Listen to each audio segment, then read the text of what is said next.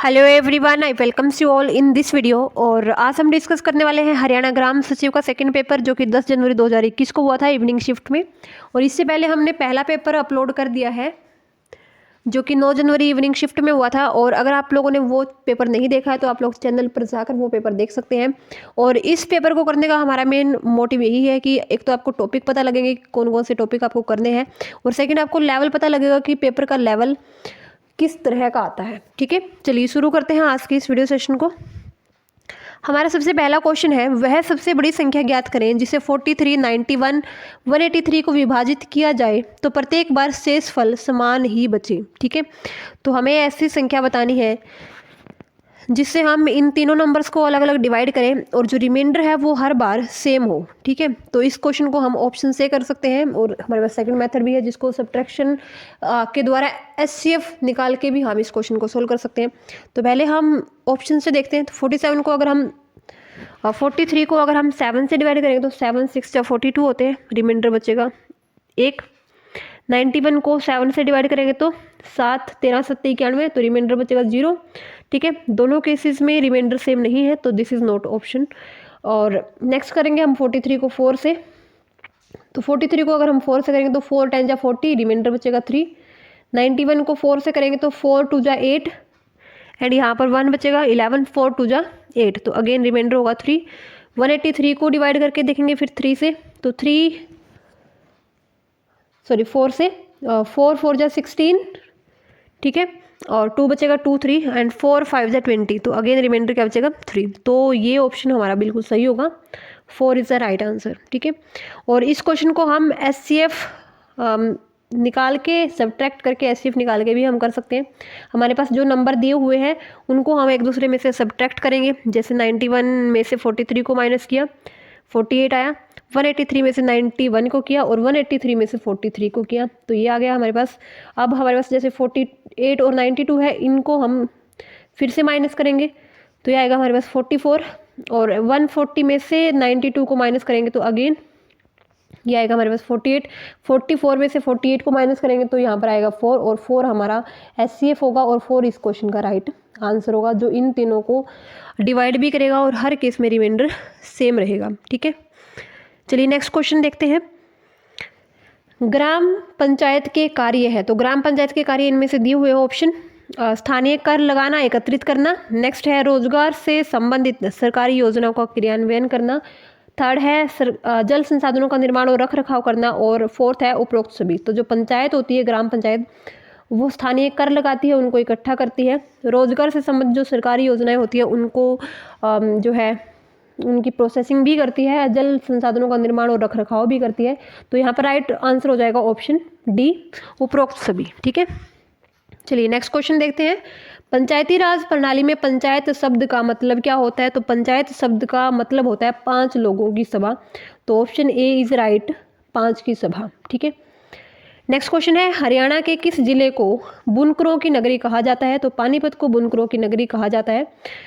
और पानीपत में हथकरघा उद्योग, जो कि देश में सबसे बड़ा और सबसे बेहतरीन है। पानीपत विभिन्न प्रकार की दरी, कालीन, चटाई, टेबल कवर, पर्दे आदि के लिए विश्व में विख्यात है, और इसी वजह से इसको बुनकरों की नगरी कहा जाता है। नेक्स्ट क्वेश्चन देखते हैं। La3 पॉजिटिव आयन, जो लैंथेनियम 3 पॉजिटिव आयन है, वो इनमें से अनुचुंबकीय है, प्रतिचुंबकीय है, लोह चुंबकीय या प्रतिलोह चुंबकीय है। यानी कि पैरामैग्नेटिक है, डायमैग्नेटिक है, या फिर फेरोमैग्नेटिक है, या फिर एंटी फेरोमैग्नेटिक है। तो हमारा जो लैंथेनियम होता है उसका एटॉमिक नंबर होता है इस एलिमेंट का 57। ठीक है, और अगर लैंथेनियम 3 पॉजिटिव का देखें, यानी कि इसमें से 3 इलेक्ट्रॉन कम हो जाएंगे, दैट इज 54 हो जाएंगे।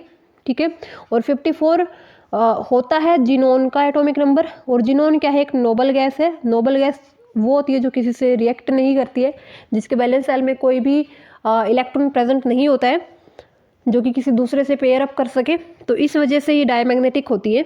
ठीक है, तो ये हो जाएगा डायमैग्नेटिक। या फिर आप दूसरा ये भी निकाल सकते हैं कि जो लैंथेनियम है उसका एटॉमिक नंबर होता है 57।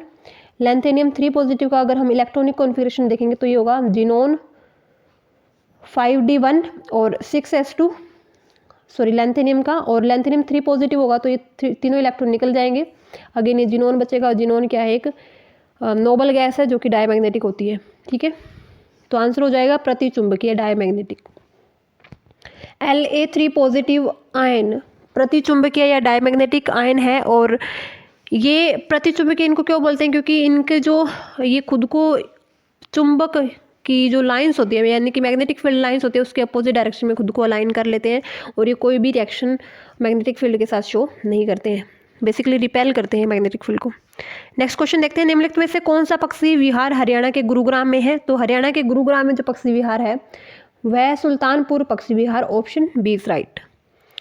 सुल्तानपुर पक्षी विहार की खोज पीटर जैक्सन ने की थी और इस अभ्यारण्य की स्थापना 1971 में डॉक्टर सलीम अली के प्रयासों से हुई। 1972 में इसको जलीय पक्षियों के लिए आरक्षित कर दिया गया। यह हरियाणा का पहला इको पार्क है और इसे राष्ट्रीय पार्क या राष्ट्रीय उद्यान का दर्जा 1989 में दिया गया और राष्ट्रीय पार्क के रूप में 1991 में इसको नवीनीकृत किया गया। तो राइट आंसर हो जाएगा सुल्तानपुर पक्षी विहार। ठीक है, चलिए नेक्स्ट क्वेश्चन देखते हैं। किस चिकित्सक ने दर्शाया कि रक्त को शरीर में हृदय द्वारा पंप किया जाता है। तो ये दर्शाया विलियम हार्वे ने। विलियम हार्वे ने जो हमारा ब्लड सर्कुलेशन सिस्टम होता है उसको एक्सप्लेन किया, उसकी खोज की एक तरह से। ठीक है, तो ब्रिटिश चिकित्सक है, ये ब्रिटिश डॉक्टर है विलियम हार्वे, जिन्होंने सबसे पहले दर्शाया कि रक्त को शरीर में हृदय के द्वारा पंप किया जाता है, यानी कि जो हमारा हार्ट होता है वो ब्लड को पंप करता है ताकि ब्लड जो है वो विभिन्न बॉडी पार्ट्स तक पहुंच जाए। और रक्त परिसंचरण की खोज विलियम हार्वे ने की थी। ठीक है, तो राइट आंसर हो जाएगा विलियम हार्वे। नेक्स्ट क्वेश्चन है, हरियाणा की निम्नलिखित में से कौन सी नृत्य शैली महाभारत के युद्ध के दिनों से चली आ रही है। तो ऑप्शंस है खोड़िया, डफ, सांग और धमाल। तो जो धमाल नृत्य है वो महाभारत के युद्धों से चला आ रहा है। सो हमारा राइट आंसर हो जाएगा ऑप्शन डी। ठीक है, धमाल। राज्य में सबसे पुराना और सबसे प्रमुख लोक नृत्य धमाल है और यह नृत्य ओस्विता और वीरता से भरपूर है। इसको चांदनी रात में खुले मैदान में किया जाता है। गुरुग्राम, महेंद्रगढ़, झज्जर क्षेत्र में ये नृत्य काफ़ी टाइम से प्रचलित है, काफ़ी टाइम से मतलब महाभारत के युद्ध के दिनों से। नेक्स्ट क्वेश्चन है, थे पोलर का प्राचीन स्थल हरियाणा में कहाँ पर है। तो थे पोलर का प्राचीन स्थल हरियाणा के कैथल जिले में स्थित है। ठीक, सो राइट आंसर हो जाएगा ऑप्शन डी, कैथल। थे पोलर, और जिसको पोलर्ड भी बोलते हैं, प्राचीन स्थल कैथल जिले के पोलर्ड गांव में स्थित है, जहां से तांबे के सिक्के या फिर जो छल्ले हैं वो मिले थे। ठीक है, नेक्स्ट क्वेश्चन देखते हैं। एक आदमी के पास 37.5 मीटर कपड़ा है, ठीक है, और उसे 1 मीटर कपड़े में से 8 टुकड़े बनाने हैं, तो वह इस कपड़े में से कितने टुकड़े बना सकता है। तो 1 मीटर में से उसको 8 टुकड़े बनाने हैं। कपड़ा उसके पास 37.5 मीटर है, तो 37.5 में से वो कितने बनाएगा, मल्टीप्लाई कर देंगे हम 8 से, तो 8 5 जा 40 हो जाएंगे। ठीक है, और 8 7 जा 50, 6 और 4 यहाँ पर हो जाएगा 60। ठीक है, और 8 3 जा 24 और 6 क्या हो जाएगा 30। ठीक है, तो 300 टुकड़े वो उस कपड़े से बना सकता है। तो यहाँ पर ऑप्शन 360 320, तो राइट आंसर हो जाएगा ऑप्शन डी, इनमें से कोई नहीं। ठीक है, तो 300 बेसिकली राइट आंसर होगा जो ऑप्शन में नहीं है। नेक्स्ट क्वेश्चन देखते हैं। हरियाणा में 1857 की क्रांति का प्रारंभ कहाँ से हुआ था। तो 1857 की क्रांति का प्रारंभ हरियाणा में अंबाला से हुआ था, तो राइट आंसर हो जाएगा अंबाला।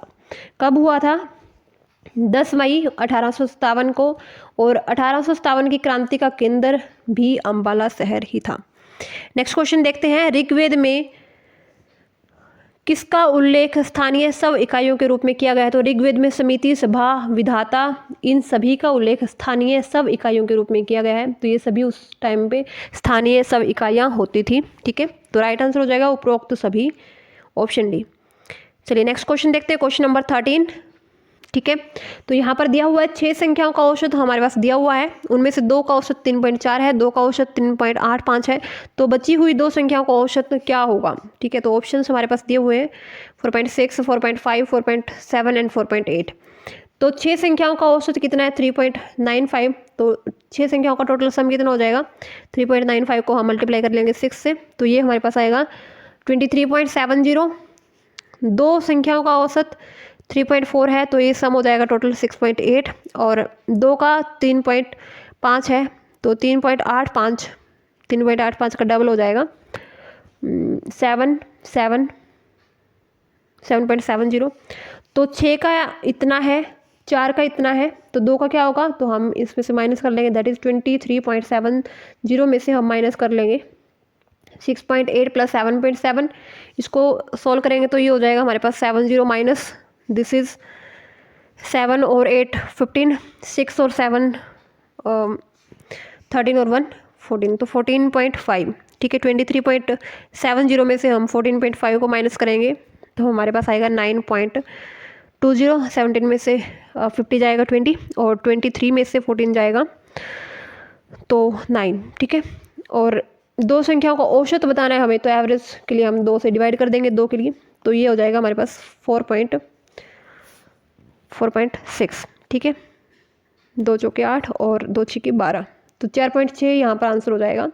Right answer is 4.6। ठीक है, और इस तरीके से भी आप कर सकते हैं जो यहाँ पर गिवन है।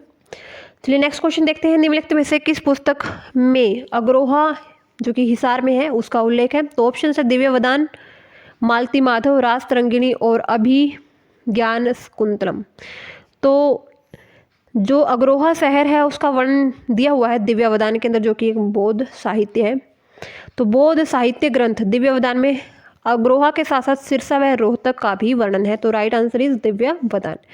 चलिए नेक्स्ट क्वेश्चन देखते हैं। So question number 15 is 2, 3, 6, 15 and 42। तो नेक्स्ट नंबर हमें बताना है कि क्या होगा। ठीक है, ऑप्शन हमारे पास दिए हुए 123, 84, 94 एंड 60।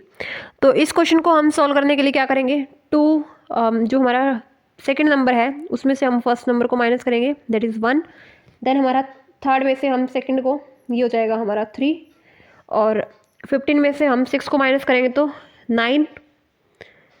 ठीक है, और 42 में से हम 15 को माइनस करेंगे तो 42 में से 15 को माइनस करेंगे तो ये आएगा 27। ठीक है, तो इसको हम 3 की पावर 0 लिख सकते हैं। दिस इज़ 3 की पावर 1, दिस इज़ 3 की पावर 2, दिस इज़ 3 की पावर 3, और जो नेक्स्ट नंबर होगा हमारा वो 3 की पावर 4 आएगा।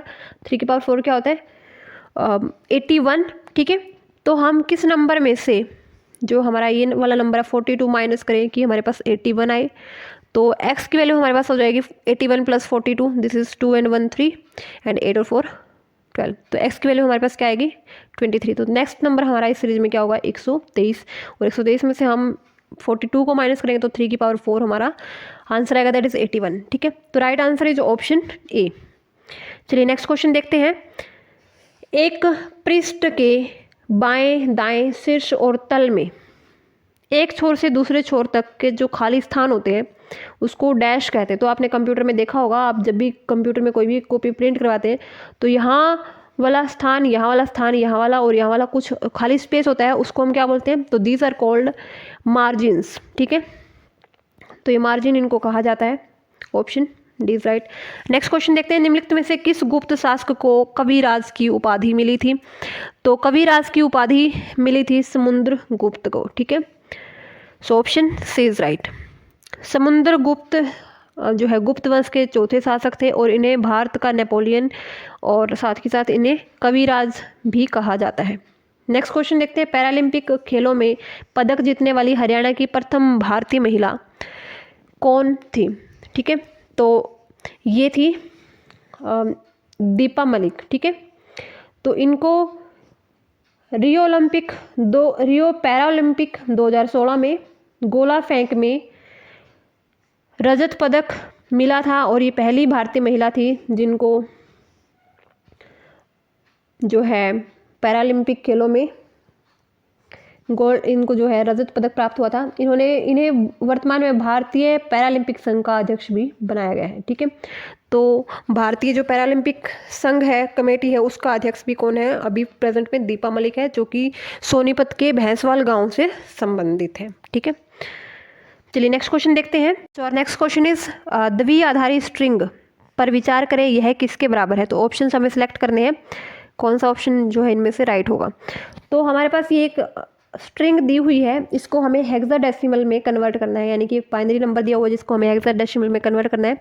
तो बेसिकली जब हम हेक्साडेसिमल में कन्वर्ट करते हैं तो हमारे पास 0 to 9 तक हमारे पास लेटर ये होते हैं, नंबर होते हैं, और A to F हमारे पास अल्फ़ाबेट होते हैं, यानी कि टोटल 0 to 15 इसमें टोटल जो है 16 नंबर्स और डिजिट होते हैं, और बेसिकली इसको बोलते हैं हेक्साडेसिमल। ठीक है, तो 0 to 9 तक हमारे पास क्या होंगे, नंबर्स होंगे। देन 9 के बाद 10 को हम A राइट करेंगे, 11 को हम B, एंड इसी तरीके से 12 को C, 13 को D, 14 को E, एंड 15 को हम F राइट करेंगे। ठीक है, तो 0 to 9 A to F, तो इस तरीके से हमें राइट करना होता है। और इसमें हमें क्या करना है, पहले 11 0 1, देन 11 10 एंड 0 0 0 1। सबसे पहले हमें इनको 4 के पेयर में इसको राइट कर लेना है। पहले हमें चलना है लिस्ट सिग्निफिकेंट बिट से, और this is most significant bit. तो पहले हम देखेंगे कि इसको हम किस तरीके से राइट करें, इसको हम किस तरीके से राइट करेंगे, देन इसको हम किस तरीके से राइट करेंगे।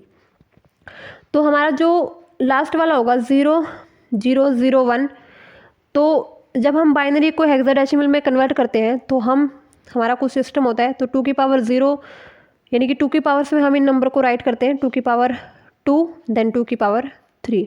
ठीक है, तो 0 0 0 1 का मतलब क्या होगा, 2 की पावर 0 मीन्स कि ये नंबर क्या हो गया, 2 की पावर 0 क्या होता है 1, तो दिस इज कॉल्ड 1।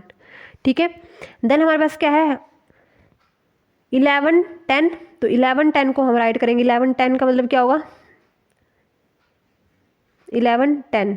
ठीक है, तो 2 की पावर 1 ये 2 हो गया, दिस इज 2 की पावर 2 4 हो गया, एंड दिस इज 2 की पावर 3 8 हो गया। तो 8 + 4 12, और 12 + 2, तो 12 + 2 इज 14, और 14 की जगह पर हम क्या राइट करेंगे E। ठीक है, तो ये हो जाएगा 1 देन E। और नेक्स्ट हमारा होगा 11 0 1, तो 11 0 1 अगेन 2 की पावर 0, 2 की पावर 1, 2 की पावर 2, एंड 2 की पावर 3। ठीक है, तो इसको हम राइट करेंगे 2 की पावर 3 8 + 2 की पावर 1, सॉरी 2 की पावर 2 इज़ 4, देन 2 की पावर 0 इज़ 1, तो 8 और 4 12 और 1 13। तो 13 के लिए हम राइट करेंगे यहाँ पर D। ठीक है, तो D को हम राइट करेंगे 13, तो ये हो जाएगा DE 1 और पेस हो जाएगा 16। ठीक है, तो राइट आंसर हो जाएगा ऑप्शन D, ऑप्शन B। ठीक है, चलिए नेक्स्ट क्वेश्चन देखते हैं, क्वेश्चन नंबर 20। तो क्वेश्चन नंबर 20 इज 2017 में हरियाणा के किस जिले में Kalpana Chawla government medical college KCGMC की स्थापना की गई। तो Kalpana Chawla government medical college किस जिले में है, तो this is in Karnal, so option D is right, Karnal. वर्ष 2017 में कुटेल गांव करनाल में कल्पना चावला मेडिकल कॉलेज की स्थापना की गई है। नेक्स्ट क्वेश्चन देखते हैं। अरुण ने कहा यह लड़की मेरी माता के पौत्र की पत्नी है, अरुण का उस लड़की से क्या, ठीक है, तो क्या संबंध होगा, या अरुण उस लड़की का कौन है। ठीक है, तो जो अरुण है वो उस लड़की के बारे में कहता है कि यह मेरी माता के पौत्र की पत्नी है, यानी कि जो अरुण है उसकी अरुण की माँ, ठीक है, का पौत्र यानी कि अरुण का लड़का, और उस लड़की की क्या है ये पत्नी। ठीक है, सो वाइफ है ये। तो ये अरुण जो है वो इस लड़की का क्या लगा, ससुर। ठीक है, तो राइट आंसर हो जाएगा ऑप्शन डी, ससुर। नेक्स्ट क्वेश्चन देखते हैं। So next question is Bharat में पंचायती राज प्रणाली के सभी स्तरों में महिलाओं के लिए कितने पद आरक्षित हैं। तो भारत में पंचायती राज प्रणाली में सभी स्तरों के लिए महिलाओं के लिए जो पद आरक्षित है, तो दिस इज 1/3। ठीक है, option A is right.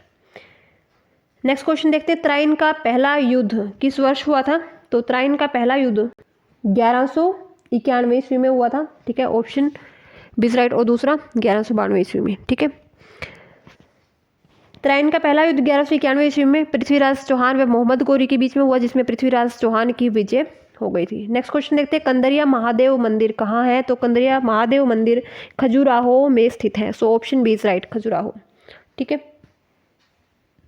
Khajuraho के सबसे विशाल मंदिरों में से एक कंदरिया महादेव मंदिर है, जो कि विशेषतः शिव को समर्पित मंदिर है, और इस मंदिर का निर्माण 999 ईस्वी में हुआ था। नेक्स्ट क्वेश्चन देखते हैं, पंचायती राज अधिनियम 1994 की कौन सी धारा जो है विकास योजना से संबंधित। सो यहाँ पर ऑप्शन बिल्कुल सही हो जाएगा, ऑप्शन डी 249 जो धारा है वो उसका संबंध है विकास योजना से व उसके क्रियान्वयन से। ठीक है, so option D is right.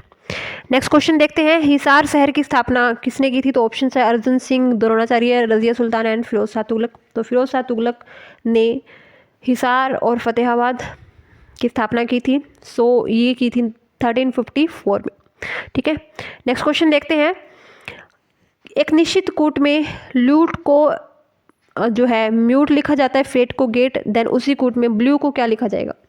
तो अगर हम देखते हैं तो UTE जो नंबर है वो तो सेम रह रहे हैं, ये अल्फ़ाबेट तो L को M से चेंज किया जा रहा है। तो L का कोड होता है यहाँ पर 12 और M का होता है 13, तो +1 का इंक्रीमेंट हो रहा है। फेट से गेट तो F होता है 6 एंड गेट होता है G होता है 7, तो अगेन 1 का इंक्रीमेंट बाकी सेम है। तो ब्लू में भी 1 का इंक्रीमेंट हो जाएगा और बाकी सब सेम, दैट इज़ B से हो जाएगा C और LUE as it is. So right answer हो जाएगा ऑप्शन B। ठीक है, क्ल्यू।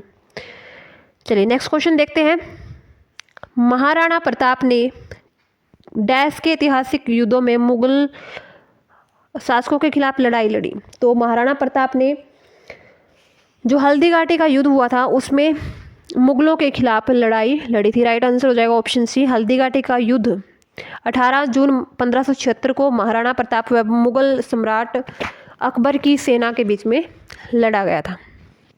नेक्स्ट क्वेश्चन है, बड़खल झील हरियाणा के किस जिले में स्थित है। तो बड़खल झील हरियाणा के फरीदाबाद जिले में स्थित है। So right answer is option A Faridabad. Badkhal झील का निर्माण 1947 में बड़खल गांव फरीदाबाद में करवाया गया था। ठीक है, चलिए नेक्स्ट क्वेश्चन देखते हैं, भारत में निम्नलिखित में से कौन से शासक सैयद वंश से थे। तो यहाँ पर जो खिज़्र खां है वो सैयद वंश से थे। ठीक है, तो राइट आंसर हो जाएगा खिज़्र खां। सैयद वंश जो कि 1414 से 1451 तक था। देश में 4 शासक हुए, खिज़्र खान, सैयद, मुबारक शाह व अलाउद्दीन, मोहम्मद शाह और अलाउद्दीन शाह। ठीक है, सो राइट आंसर हो जाएगा खिज़्र खां। नेक्स्ट क्वेश्चन है, निम्नलिखित में से कौन सी पूर्व चालुक्य वंश की राजधानी थी। तो जो चालुक्य वंश की राजधानी थी तो ये थी बादामी, ऑप्शन बी इज राइट। 7वीं शताब्दी में भारत का एक प्रसिद्ध राजवंश चालुक्य था जिसकी राजधानी बादामी और जिसको वातापी भी कहते थे। इस वंश का शासन कर्नाटक, पश्चिम महाराष्ट्र, दक्षिण मध्य प्रदेश, तटीय दक्षिणी गुजरात और पश्चिमी आंध्र प्रदेश तक था। तो राइट आंसर इज बादामी। ठीक है, नेक्स्ट क्वेश्चन है, हरियाणा का राज्य पक्षी कौन सा है। तो हरियाणा का राज्य पक्षी है काला तितर, जिसको ब्लैक पैट्रीज या फ्रैंकोलिनस भी बोलते हैं। ठीक है, राइट आंसर हो जाएगा काला तितर। नेक्स्ट क्वेश्चन देखते हैं, दिए गए श्रृंखला में P के स्थान पर अक्षरों का निम्नलिखित में से कौन सा समूह आएगा। क्वेश्चन मार्क की जगह पर हमें बताना है कि क्या समूह आएगा। सो AZ, B, C, YD, EXF, IJ, IVJ। ठीक है, तो हमें ये दिख रहा है कि A से B, ठीक है, बीच वाले डिजिट को, लेटर को छोड़ देते हैं एक बार। A से B हो रहा है, C से D, I से J। देन नेक्स्ट नंबर देखते हैं कि बिल्कुल उसके नेक्स्ट नंबर हो किस सीरीज़ में है। तो G से U नहीं होता है। ठीक है, और नेक्स्ट अगर हम देखें G से H होता है, H 8 होता है, G 7 होता है। तो ये ऑप्शन हो सकता है, ऑप्शन सेकंड हो सकता है। इसमें देखेंगे तो G H, यहाँ पर भी G H है 7 से 8। ठीक है, तो ये भी ऑप्शन हो सकता है। नेक्स्ट है G H W, तो ये ऑप्शन नहीं हो सकता। तो ऑप्शन 1 सेकंड और थर्ड में से कोई एक होगा। अब हम देखेंगे बीच वाले डिजिट को, तो Z से Y, Y से X, X से कौन सा नंबर आएगा। तो X से हमारे पास X से कम नंबर होता है W, सो यहाँ पर हो जाएगा GWH। ठीक है, ऑप्शन सी इज राइट। ठीक है, चलिए नेक्स्ट क्वेश्चन देखते हैं, question number 34। Question number 34 is A और B भाई है, C और D बहनें हैं। तो A और B जो है भाई है एक दूसरे के, और जो C और D है वो बहनें हैं। A का जो पुत्र है वो D का भाई है। ठीक है, और D की बहन कौन है, C। तो बी का सी से क्या संबंध होगा, तो ये दोनों भाई है तो भाई के जो है बच्चे हैं ये, और यहाँ पर ऑप्शन सी सही हो जाएगा, जो बी है वो सी का चाचा है, ठीक है, option D is right. Next question देखते हैं। एक निश्चित कोट में ब्रदर को कुछ इस तरीके से लिखा जाता है और ड्रीम को इस तरीके से, और थ्रेड को कैसे लिखा जाएगा। तो थ्रेड में सबसे पहले हमें टी को देखना है, तो टी अगर हम यहाँ से देखें तो टी के लिए होगा हमारे पास 3, ठीक है, तो 3 से स्टार्ट होगी ये सीरीज़, तो ऑप्शन 1 और 4 तो ऐसे ही नेगलेक्ट हो जाएंगे। देन एच, तो एच के लिए हमारे पास होगा, एच के लिए हम यूज करेंगे हैच, तो हैच यूज हो जाएगा, 3 के बाद हैच, तो सी ऑप्शन में सही है, ठीक है, C option is right. Next question देखते हैं। एक परिवार में एक आदमी, उसकी पत्नी, उसके 4 पुत्र और उनकी पत्नियां हैं। प्रत्येक पुत्र के परिवार में 3 पुत्र और 1 पुत्री है। परिवार में पुरुष सदस्यों की कुल संख्या बतानी है। तो एक आदमी तो वो खुद हो गया, उसके 4 पुत्र हो गए, ठीक है, और जो 4 पुत्र है उनके जो है प्रत्येक के परिवार में 3 पुत्र हो गए, तो 4 के परिवार में कितने हो जाएंगे, 12, ठीक है। तो परिवार में कुल सदस्य, पुरुष सदस्य कितने हो गए, 12 + 4 16 और 1 17, ठीक है। सो राइट आंसर हो जाएगा ऑप्शन डी 17, ठीक है। नेक्स्ट क्वेश्चन देखते हैं। हरियाणा वन विकास निगम HFDC लिमिटेड की स्थापना कब हुई थी। तो हरियाणा वन विकास निगम की स्थापना हुई थी दिसंबर 89 में, ठीक है।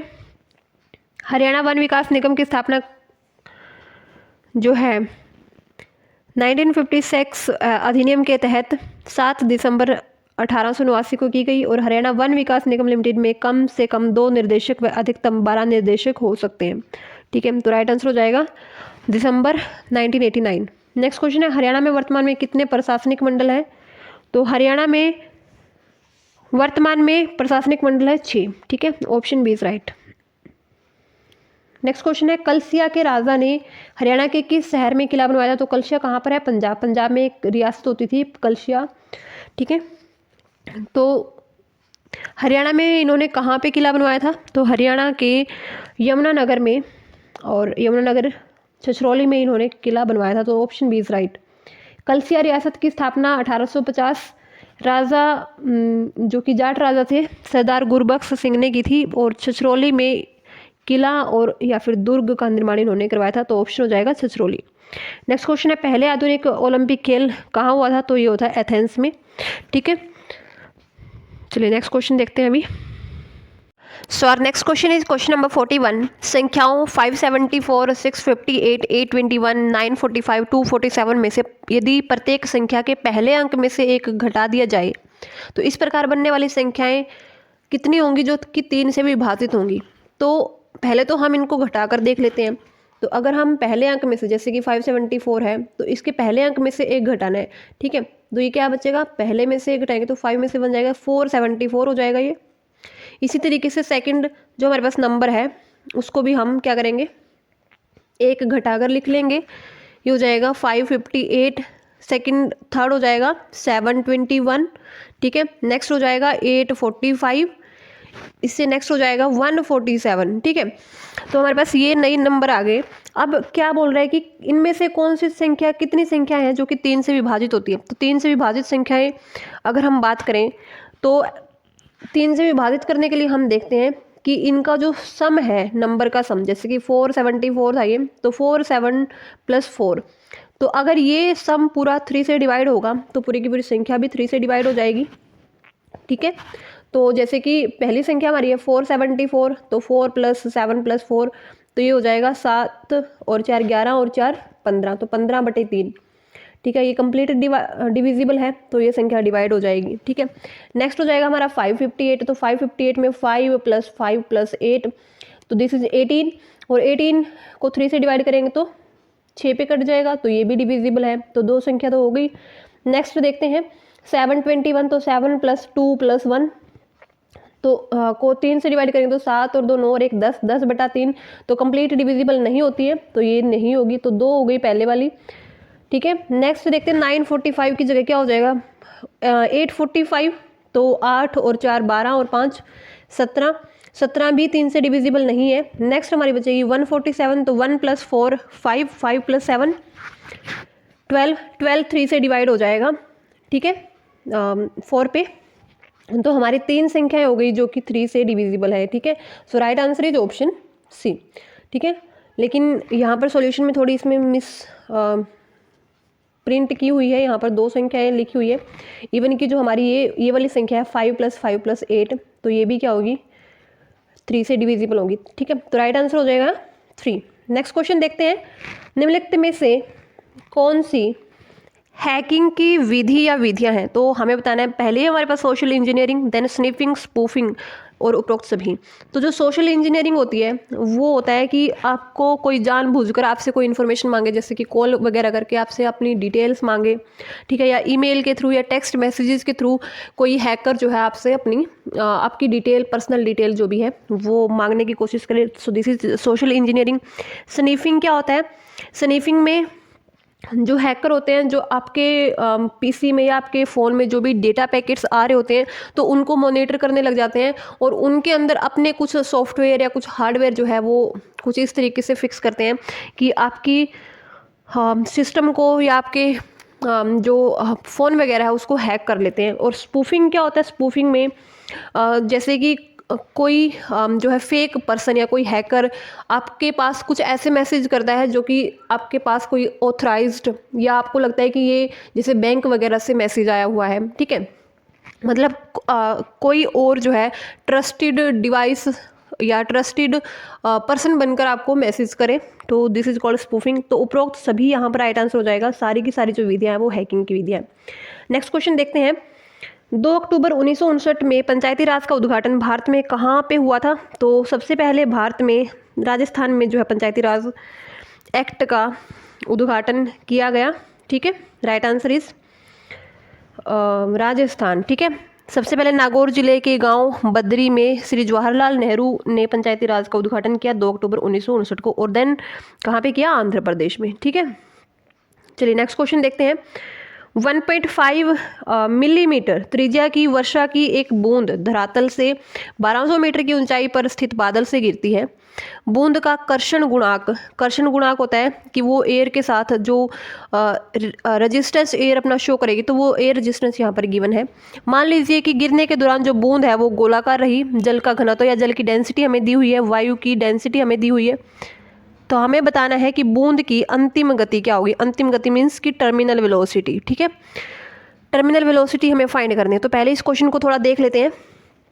तो जैसे कि एक बूंद है जो कि बारिश की बूंद है, तो जैसे वो नीचे गिरती है तो उसके ऊपर एक फोर्स एक्ट करता है जो कि है उसका वेट जो कि नीचे की तरफ लगता है, ठीक है। और वेट होता है मास इनटू एक्सेलरेशन, या mass into acceleration is acceleration due to gravity, mg, ठीक है। और एक फोर्स जो है उसके ऊपर की तरफ लगेगा जिसको हम ड्रैग फोर्स बोलते हैं, ठीक है। This is called drag force. Drag force क्यों होता है, क्योंकि जो एयर है वो उसको रेजिस्ट कर रही है, वो उसको नीचे आने से रोक रही है, धरती पर आने से रोक रही है, ठीक है। और इस वजह से जो एक फोर्स लगेगा जिसको हम कहेंगे ड्रैग फोर्स, ठीक है। अब यहाँ पर टर्मिनल वेलोसिटी पूछी है, तो टर्मिनल वेलोसिटी क्या होती है, जब ये वाला फोर्स नीचे वाला और जो ऊपर वाला फोर्स है वो बैलेंस हो जाए, ठीक है। और बैलेंस होने की वजह से क्या हो, जो बूंद है वो नीचे तो गिरे लेकिन उसकी वेलोसिटी जो है कांस्टेंट रहे, वो सेम स्पीड से नीचे की तरफ गिरे, ठीक है। और इसे हम बोलते हैं टर्मिनल वेलोसिटी। तो वही हमें फाइंड करनी है, ठीक है। तो टर्मिनल वेलोसिटी का एक फॉर्मूला होता है जिसको हम VT से डिनोट करते हैं, और ये होता है √2 mg divide by sigma into area into जो ड्रैग कोफिशिएंट है वो, ठीक है।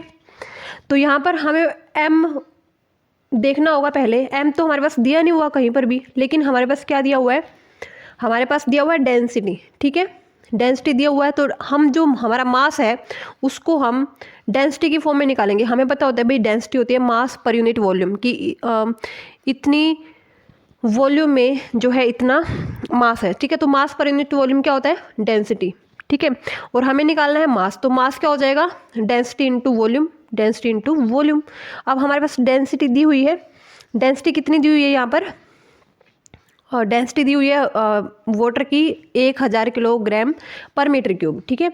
और वॉल्यूम क्या होगी, क्योंकि जो ये है बूंद है वो एक गोला होता है, और गोले की वॉल्यूम क्या होती है 4/3 पाई आर क्यूब, और आर तो हमारे पास दिया हुआ है, ठीक है 1.5 मिलीमीटर, जिसको हम चेंज करेंगे मीटर में तो ये हो जाएगा 1.5 इंटू 10⁻³ मीटर, ठीक है, क्योंकि सारा हमें ऐसा यूनिट में कन्वर्ट करना है।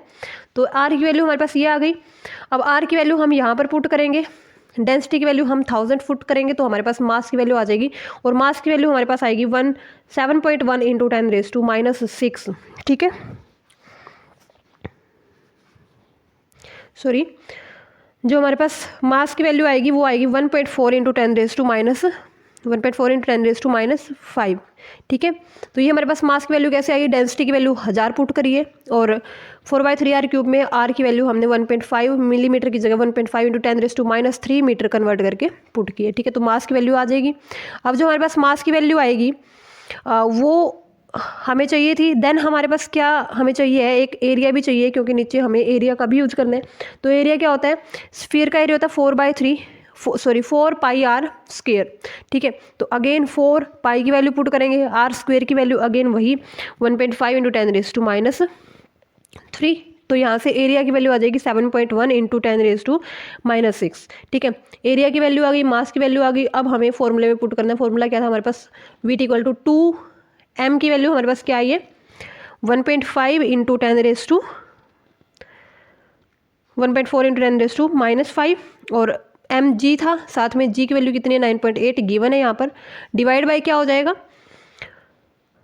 सिग्मा क्या है, जो डेंसिटी है एयर की 1.2, ठीक है, मल्टीप्लाई जो हमारा ड्रैग कोफिशिएंट है 0.6, और नेक्स्ट हमारा क्या है एरिया, तो एरिया हमने निकाला था 7.1 इंटू 10⁻⁻6, ठीक है।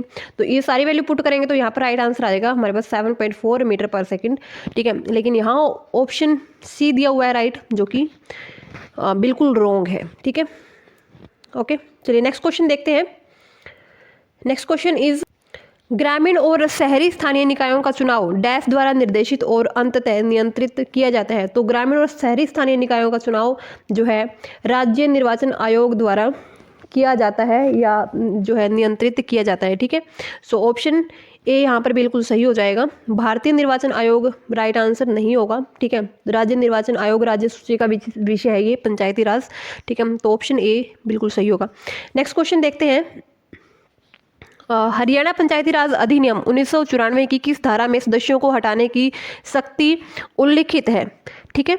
तो ये है धारा 263 में, जो सदस्य है पंचायती राज के या पंचायती राज व्यवस्थाओं के, तो उनको हटाने की शक्ति जो है सरकार के पास है या किसी भी प्रशासनिक अधिकारी के पास है। तो दिस इज इन धारा 263, ठीक है। तो हरियाणा पंचायती राज अधिनियम 1994 की धारा 263 में सदस्यों को हटाने की शक्ति उल्लिखित है, ठीक है। चलिए, तो अब जो धारा 261 है उसमें क्या है, तो धारा 261 है शक्तियों का हस्तांतरण, ठीक है। जो शक्तियां हैं वो किसी फर्दर किसी दूसरे व्यक्ति को जो है दी जा सकती है। धारा 260 में क्या है, 260 है विभागों को भंग करने की शक्ति, जो विभाग है विभिन्न तो उनको भंग भी किया जा सकता है, ठीक है। और 264 में क्या है, सरकार अगर किसी विभाग को जो है ऋण वगैरह देना चाहे, ठीक है, जो है या कोई भी हेल्प करना चाहे किसी विभाग को ऋण वगैरह देके, तो ये है 264 में। 263 अगेन सदस्यों को हटाने से संबंधित है। चलिए नेक्स्ट क्वेश्चन देखते हैं, question number 47। So this is 1640 का 40% प्लस x इक्वल टू 980 का 35% प्लस 850 का 150% जो है ये इक्वल दिया हुआ है, दिस इक्वल्स टू दिस। तो x का मान हमें ज्ञात करना है, ठीक है।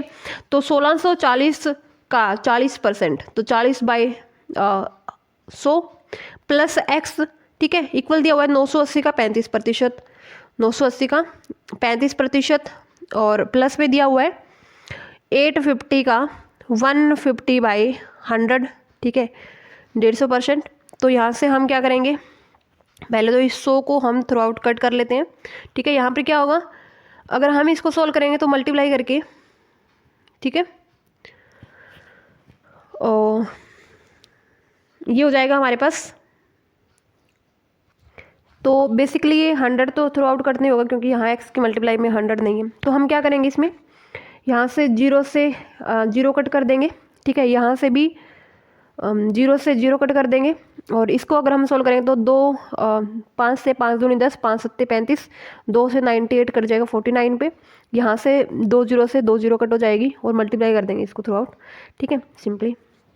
तो ये हो जाएगा हमारे पास 164 को मल्टीप्लाई करेंगे हम 4 से प्लस x, देन हमारे पास 980 नहीं था, 49 हो गया था ये। 49 को मल्टीप्लाई करेंगे हम 7 से प्लस 85 को मल्टीप्लाई करेंगे हम 15 से, ठीक है।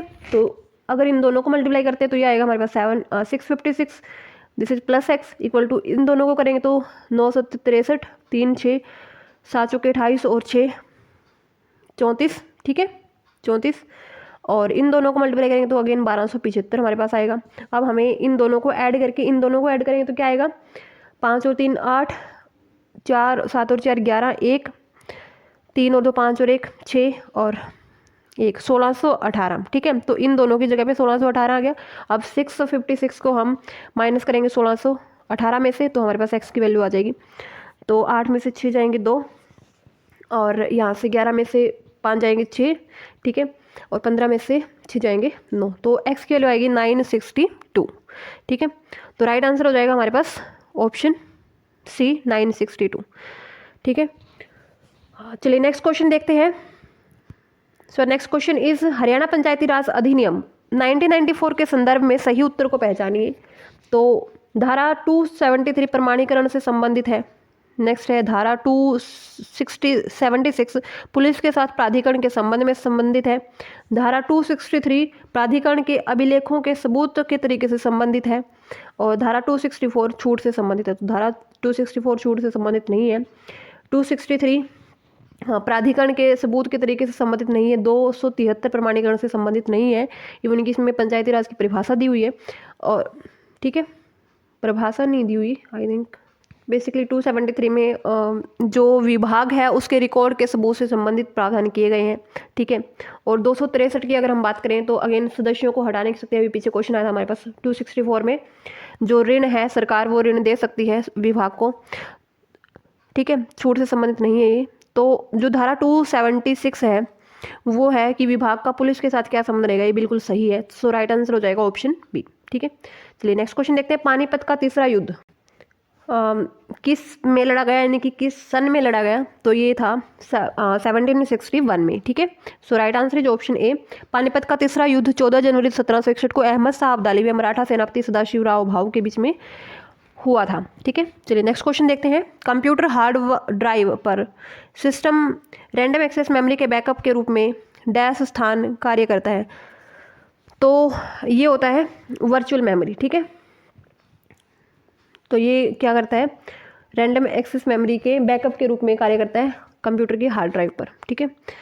तो कंप्यूटर हार्ड ड्राइव पर सिस्टम के बैकअप के रूप में वर्चुअल मेमोरी का प्रयोग किया जाता है। नेक्स्ट क्वेश्चन देखते हैं। चांद मीनार कहाँ स्थित है, तो चांद मीनार दौलताबाद में स्थित है, ठीक है। Right answer is option D. चांद मीनार या चंद्रमा के टावर के नाम से एक मध्ययुगीन टावर महाराष्ट्र राज्य के दौलताबाद में स्थित है। यह 1445 ईस्वी में राजा अलाउद्दीन बहमनी द्वारा किले पर अपना कब्जा करने के लिए बनाया गया था, जो दिल्ली की कुतुब मीनार से लगभग मिलती जुलती है। तो दिस इज कॉल्ड चार मीनार, दौलताबाद, महाराष्ट्र। नेक्स्ट क्वेश्चन देखते हैं। हरियाणा में HPPC का अर्थ क्या है, तो HPPC का अर्थ है हरियाणा पावर परचेज सेंटर, ठीक है। तो this is Haryana power purchase centre, option C is right. Next question देखते हैं। अंतर्राष्ट्रीय पुनर्संरचना और विकास बैंक को क्या कहते हैं, तो अंतर्राष्ट्रीय पुनर्संरचना विकास बैंक को विश्व बैंक कहते हैं। So right answer is option A. और इसका मुख्यालय अमेरिका की राजधानी वाशिंगटन डीसी में है। इसकी स्थापना हुई थी 1944 में विश्व बैंक की, ठीक है। नेक्स्ट क्वेश्चन देखते हैं। हरियाणा का गुरुग्राम जिला किस वर्ष में बना था, तो हरियाणा का गुरुग्राम जिला 1966 में ही बना था। हरियाणा के गठन किस में ही, ठीक है, जब हरियाणा में उस टाइम पर 7 जिले थे जिसमें गुरुग्राम भी एक जिला था। चलिए नेक्स्ट क्वेश्चन देखते हैं। सो नेक्स्ट क्वेश्चन इज एक पासे को एक बार फेंकने पर 4 से अधिक संख्या प्राप्त करने की प्रायिकता क्या होगी। अगर एक पासे को हम फेंकते हैं तो इस पर आउटकम क्या होंगी, 1 2 3 4 5 और 6, ये इनमें से कोई भी नंबर आ सकता है। ठीक है, अब इसने बोला है कि 4 से अधिक, ठीक है, 4 से अधिक कौन से होंगे, 5 और 6 होंगे, कितने फेवर में है, तो जो प्रोबेबिलिटी है इवेंट की कितनी होगी, जितने उसके फेवर में है और जितने टोटल है, तो फेवर में कितने हैं, 5 और 6 आ सकते हैं 4 से बड़े, तो 2, ठीक है, 2 रिजल्ट जो फेवर में है, और टोटल कितने होंगे 6, तो 2/6 यानी कि 1/3, तो राइट आंसर इज ऑप्शन ए। ठीक है,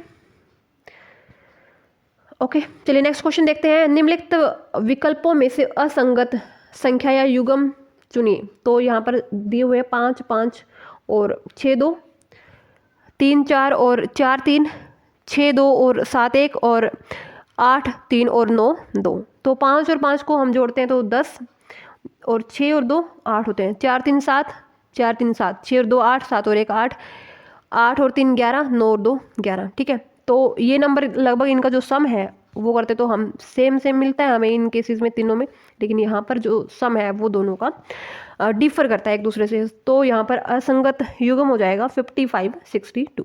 ठीक है, चलिए नेक्स्ट क्वेश्चन देखते हैं।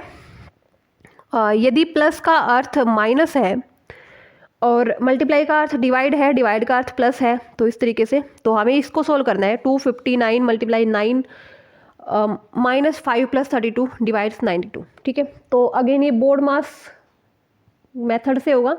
ठीक है, ओके, और इसमें क्या करेंगे हम, 2 है हमारे पास, मल्टीप्लाई की जगह हमें क्या यूज करना है, तो मल्टीप्लाई की जगह डिवाइड का यूज करना है, डिवाइड में हो जाएगा 9, और माइनस की जगह हमें क्या यूज करना है, तो माइनस की जगह हमें मल्टीप्लाई का यूज करना है, तो ये हो जाएगा 5। ठीक है, और प्लस की जगह हमें माइनस का यूज करना है, -32, और डिवाइड की जगह हमें जो है प्लस का यूज करना है, तो +92। तो अगर हम इसको सोल्व करेंगे तो पहले हमें डिवाइड करना पड़ेगा, इसको डिवाइड करेंगे तो ये आएगा हमारे पास 28 मल्टीप्लाई 5, और दिस इज 92 - 32, 92 - 32, इसको सोल्व करेंगे तो क्या आएगा, 92 +92 - 32 हो जाएगा ये। ठीक है, ओके, और इसको अगर हम सोल्व करेंगे तो ये होगा हमारे पास 140 में 92 को ऐड करेंगे और माइनस करेंगे 32, तो ये हो जाएगा हमारे पास 232 - 32 दैट इज़ 200। ठीक है, तो राइट आंसर हो जाएगा हमारे पास 200, ऑप्शन डी। ठीक है, तो यहाँ पर सॉल्व भी किया हुआ है ये। चलिए नेक्स्ट क्वेश्चन देखते हैं। निम्नलिखित में से कौन सा युग्म सही सुमेलित नहीं है, तो जो युग्म सही सुमेलित नहीं है तो ये है, ऑप्शन देख लेते हैं, श्री हर्ष नैस्त चरित, नेक्स्ट है कल्याण राजतरंगिणी, पद्यगुप्त महावीर चरित, और नेक्स्ट है हेमचंद्र कुमार पाल चरित। ठीक है, तो यहाँ पर जो राइट ऑप्शन है जो कि सुमेलित युग्म नहीं है, so this is option C, Padyagupta Mahavir Charit.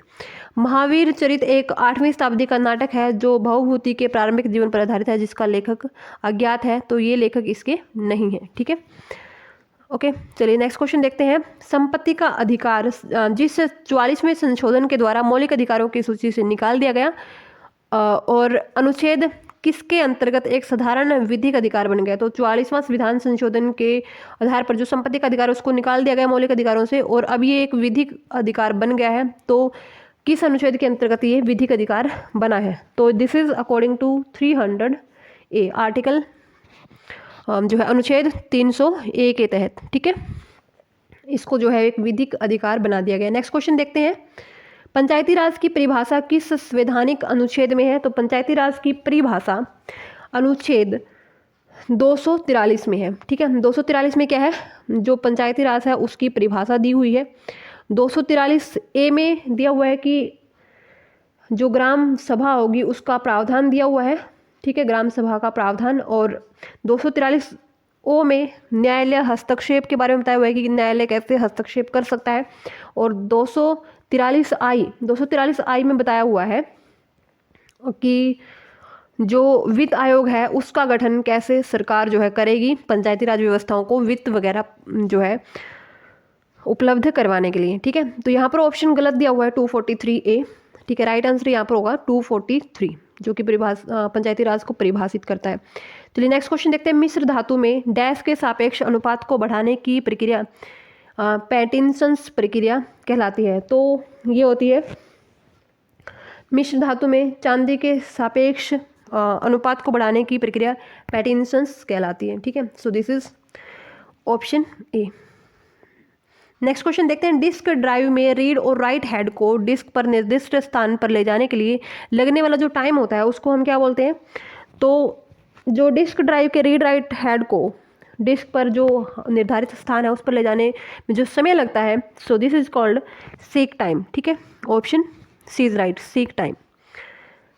Disc drive के रीड राइट हेड को डिस्क पर निर्दिष्ट स्थान पर ले जाने के लिए जो समय लगता है वहाँ से समय, this is called seek time. ठीक है, ओके।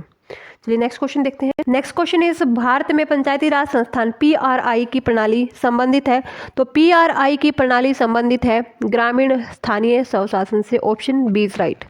ठीक है, नेक्स्ट क्वेश्चन देखते हैं, ये फिजिक्स का क्वेश्चन है अगेन। एक समानांतर तस्तरी यानी कि एक पैरेलल प्लेट कैपेसिटर में जो है इसका साइज दिया हुआ है यानी कि एरिया दिया हुआ है 2 × 3, ठीक है, 2/3, और इसकी जो मोटाई है D दिया हुआ है 1 मिलीमीटर। ठीक है, और इस यंत्र की धारिता यानी कि हमें कैपेसिटेंस फाइंड करना है इस कैपेसिटर का। तो कैपेसिटेंस का फॉर्मूला होता है एप्सिलॉन A/D। ठीक है, और जो हमारा एप्सिलॉन होता है, so this is equal to epsilon naught epsilon R। इसको हम डाइलेक्ट्रिक कांस्टेंट भी बोलते हैं। तो इसकी जगह पे हमें ये वैल्यू पुट करनी है क्योंकि हमारे पास E0 की वैल्यू दी हुई है और ER जो डाइलेक्ट्रिक कांस्टेंट है इसकी वैल्यू दी हुई है। ठीक है, तो हम सिंपली वैल्यूज पुट करेंगे फॉर्मूला में। ठीक है, और हमारे पास, ठीक है, तो एप्सिलॉन नॉट की वैल्यू होती है 8.85 × 10⁻12। एप्सिलॉन R की वैल्यू भी हमें दी हुई है 3.7।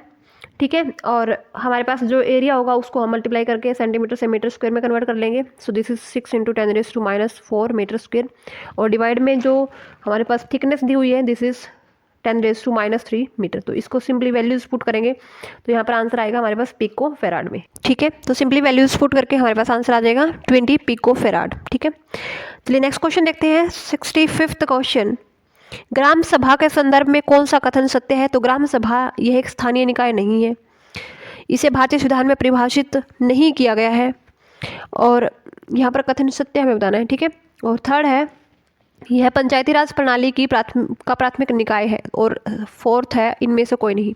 तो पंचायती राज के संदर्भ में सिर्फ सी जो कथन है वो सत्य है, यह पंचायती राज प्रणाली का प्राथमिक निकाय है। ठीक है, option C is right.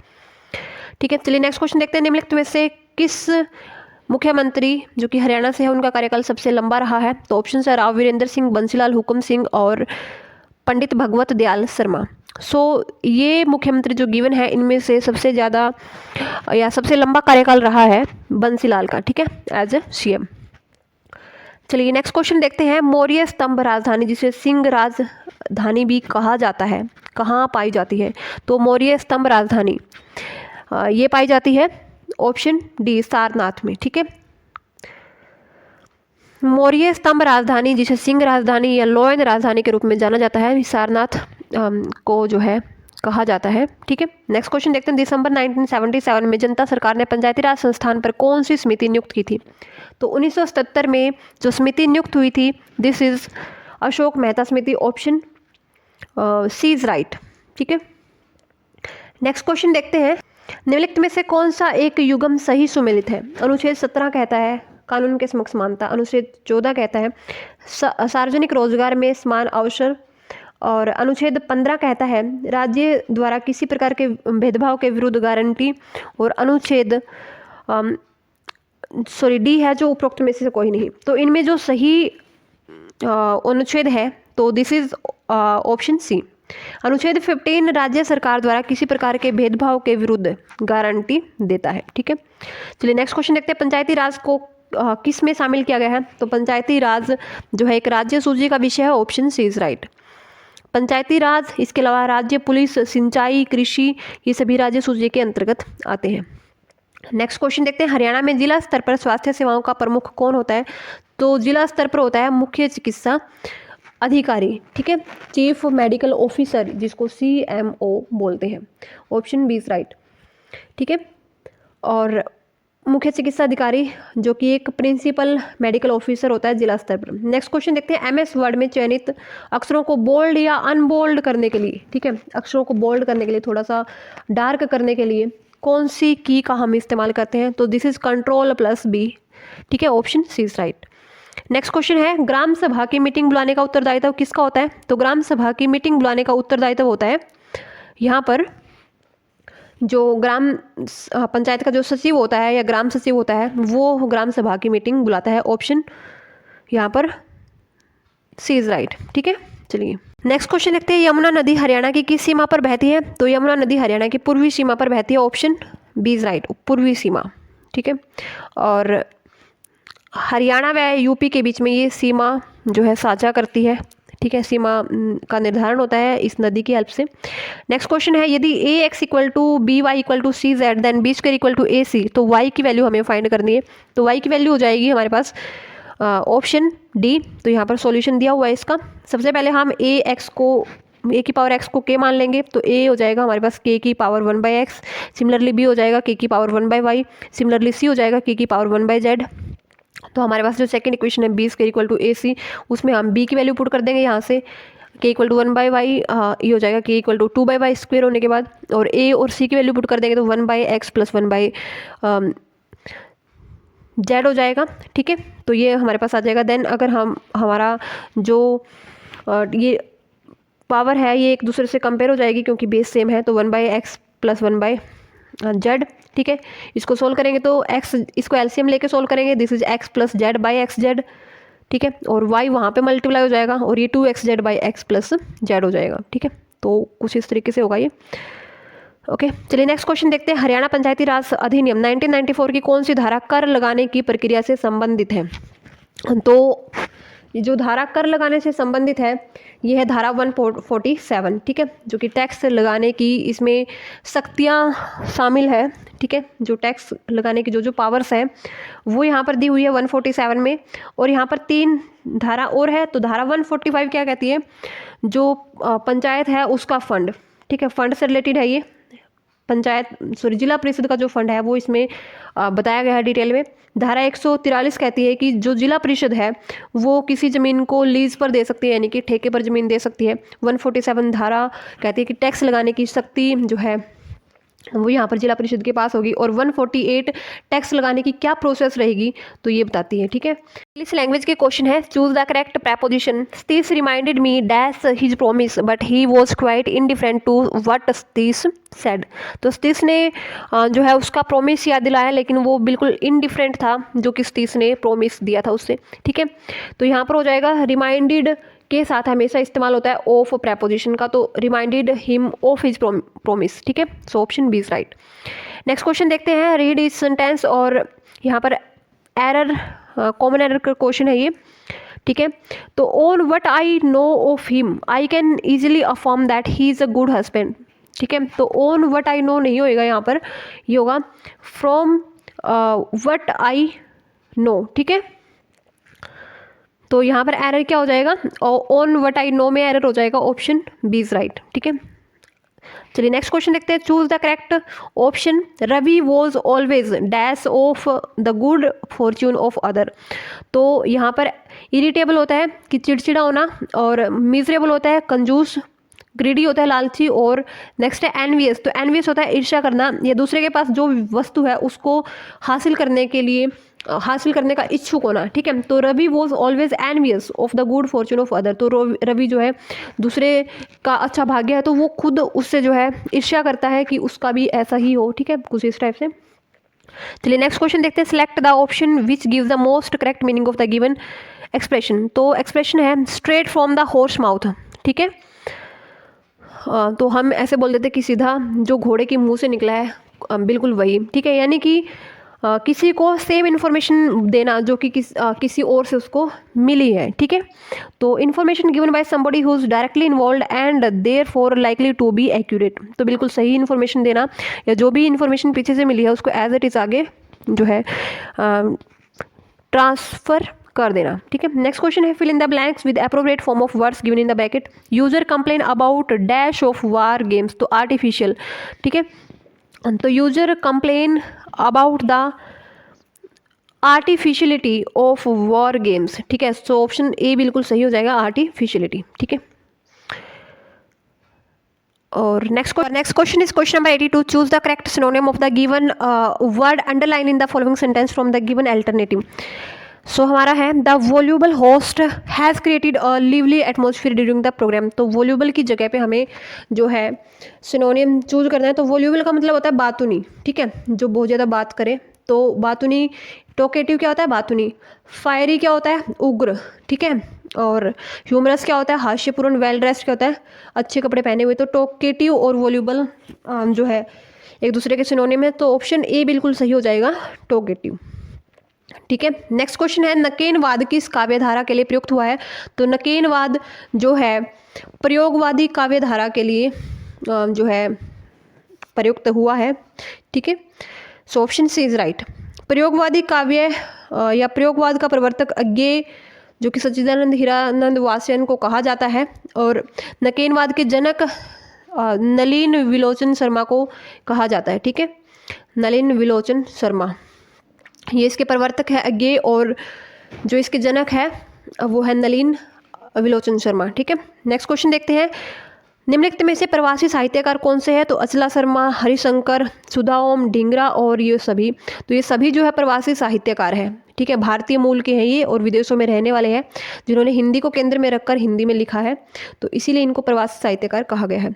Next है ट, ठ, ड और ढ वर्णों के प्रयोग का संबंध किस काव्य के किस गुण से है। तो ये है काव्य के ओज गुण से। ऑप्शन ए इज राइट, ठीक है। ओज काव्य में प्रयुक्त 3 गुण होते हैं, माधुर्य, ओज और प्रसाद। ओज से अभिप्राय है तेज, उमंग, अर्थात जिस काव्य को पढ़ या सुनकर हृदय में उत्साह, तेज का संचार हो, ठीक है। इसमें प्रयुक्त वर्ण र के संयोग युक्त ट, ठ, ढ, अण का जो है प्राचुर्य होता है, ठीक है। चलिए नेक्स्ट क्वेश्चन देखते हैं, अंदाज किस भाषा का प्रत्यय है। तो अंदाज जो है वो उर्दू भाषा का प्रत्यय है। ये प्रत्यय क्या होता है, जो किसी शब्द के अंत में लगकर, ठीक है, एक नया शब्द बना दे, जैसे कि तीरंदाज, बेअंदाज, ठीक है। चलिए नेक्स्ट क्वेश्चन देखते हैं, डैश राष्ट्रीय जागरण और सांस्कृतिक विकास के ओसवी कवि के रूप में प्रसिद्ध है। तो ऑप्शन है हमारे पास रामधारी सिंह दिनकर, नगेंद्र, जयशंकर प्रसाद और इनमें से कोई नहीं। तो यहाँ पर राइट आंसर हो जाएगा रामधारी सिंह दिनकर, जिनको राष्ट्रीय जागरण और सांस्कृतिक विकास के ओसवी कवि के रूप में मान्यता है, ठीक है। नेक्स्ट क्वेश्चन है, धरती धन न अपना उपन्यास के रचयिता कौन है। तो उपन्यास के रचयिता है जगदीश चंद्र। ऑप्शन ए इज राइट, ठीक है। नेक्स्ट क्वेश्चन है, बोधाकृत विरह वारिस किस प्रकार की रचना है। तो ये है मुक्तक काव्य की रचना, ठीक है। मुक्तक काव्य का टाइप है ये, ठीक है। और इसमें क्या होता है, जिसमें प्रत्येक छंद अपने आप में पूर्णतः हो और स्वतंत्र संपूर्ण अर्थ देने वाला हो, तो इसे कहते हैं मुक्तक काव्य, ठीक है। यानी कि मुक्तक मीन्स कि अपने आप में संपूर्ण, ठीक। नेक्स्ट क्वेश्चन है, मैथिली भाषा में अपनी रचनाओं के कारण विख्यात श्री वैद्यनाथ मिश्र यात्री हिंदी साहित्य में बाबा डैश के नाम से प्रसिद्ध हुए हैं। तो इनको कहा जाता था बाबा नागार्जुन, ठीक है। Option B is right. Shri Vaidyanath Mishra Yatri को हिंदी साहित्य में नागार्जुन के नाम से जाना जाता है। तो यहाँ पर होते हैं हमारे क्वेश्चन कंप्लीट। तो वीडियो आपको कैसी लगी आप कमेंट सेक्शन में बता सकते हैं, और अगर वीडियो अच्छी लगी तो आप वीडियो को लाइक शेयर कर सकते हैं, चैनल को सब्सक्राइब कर सकते हैं। मिलते हैं आपको एक और नई वीडियो में, टिल देन बाय।